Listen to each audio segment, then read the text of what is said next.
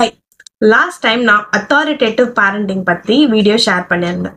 இப்போ நம்ம பார்க்க போற parenting style permissive parenting style. இந்த பசங்களை கெடுக்கிறதே அவங்க அப்பா அம்மா தான். இந்த மாதிரி டயலாக்ஸ் நீங்க கேள்விப்பட்டிருக்கீங்களா? அதை பத்தி தான் நம்ம பார்க்க போறோம். பெர்மிசிவ் பேரண்டிங் அப்படின்னா என்னன்னா, நம்ம பசங்களுக்கு எல்லா ஃப்ரீடமும் கொடுக்கறது. எந்த ரூல்ஸ் இல்லை, ரூல்ஸ் போட்டாலும் அது ரொம்ப மினிமலா ரொம்ப கம்மியா போடுறது. அண்ட் அப்படியே ரூல்ஸ் போட்டாலும் அது ஸ்ட்ரிக்டா ஃபாலோ பண்ண மாட்டாங்க. நான் என்னோட பசங்க கூட ரொம்ப ஃப்ரெண்ட்லியா தான் இருப்பேன் அப்படின்வாங்களே, அத்தாரிட்டியே இல்லாம. ஸோ அதுதான் வந்து பெர்மிசிவ் பேரண்டிங். இப்ப நான் சொல்ல போற இந்த ட்ரைட்ஸ் எல்லாமே நீங்க ஃபாலோ பண்றீங்க அப்படின்னா நீங்க பெர்மிசிவ் பேரண்டிங் ஸ்டைல் தான் ஃபாலோ பண்றீங்க. ஃபர்ஸ்ட், ஸ்ட்ரிக்டான ரூல்ஸ் போட மாட்டீங்க. Easy going attitude. பசங்களுக்கு நியர்லி அவங்க கேட்குற எல்லாத்தையுமே அலோவ் பண்ணுவீங்க. லிமிட்ஸ் கிடையாது.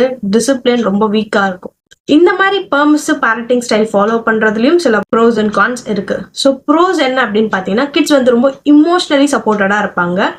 அண்ட் பசங்களுக்கு செல்ஃப் எக்ஸ்பிரஷனுக்கு ஸ்பேஸ் ரொம்பவே இருக்கும். கான்ஸ் முன்ன நெகட்டிவ் இந்த மாதிரி பேரண்டிங் ஸ்டைல் ஃபாலோ பண்றது அப்படின்னு பார்த்தீங்கன்னா, ஃபர்ஸ்ட் செல்ஃப் கண்ட்ரோல் டெவலப்பே ஆகாது.